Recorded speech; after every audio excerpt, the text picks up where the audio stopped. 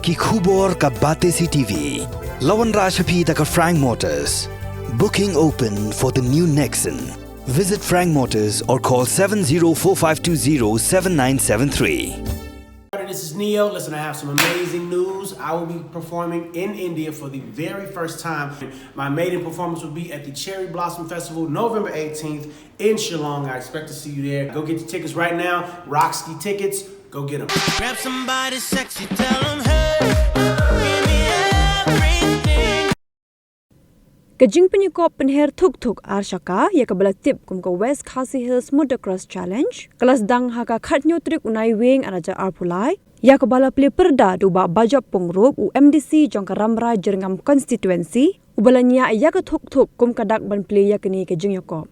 Ya kini kajing yukup penher tuk-tuk kabala penlong hak hen kaba harut ka surok Nongston bypass. Lapenya da ka Evergreen Development Organization ringkat ke jingyas nok tilang jong ka Rikhasi Sepngi Federation bat yakani ke jingyo kop on pinkut no haka khat pratrik unai weng araja arpulai kasong pisa jong kani ka lempung kalong shilak san pho hajar tingka bat hakani ka sngisdang kidan kumba saw pungut kinong nya thuk thuk na keleng ki jaka ki balai shimbenta kata na du ka kerdan novice class expert class second stroke but open class Bahkan donru ke jing penyekholnya ki beginners tang ki bana po ke West Khasi Hills District.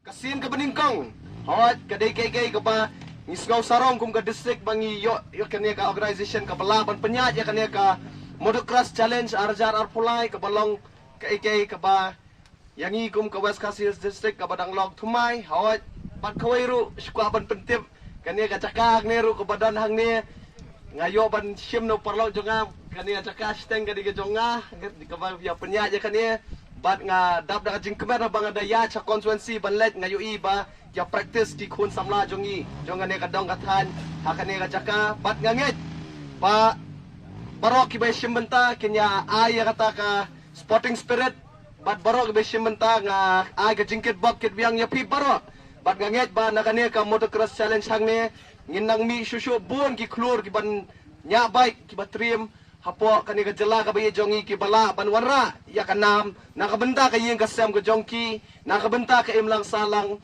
nakabenta ka ri baka jat beriu hi jongi hi barakaway te klam dashim ya kapor nga declare ya kani ka Motocross Challenge arjar arpulai open but ngakit bak yang session ya ka Evergreen Development Organization ka ba shim ya kani ka sinjam ban penyat ya kani ka program but ya ka Motocross Challenge but nakaliang jongaru awat kat ka bangala ngan don kata kakti kamon ketiga diang na benta kania ka development organization ke jongpi but nga kitbok kitbiang session bau blay track and rat non ringkat but barok ki be benta hakane ka Motocross Challenge arajara pulai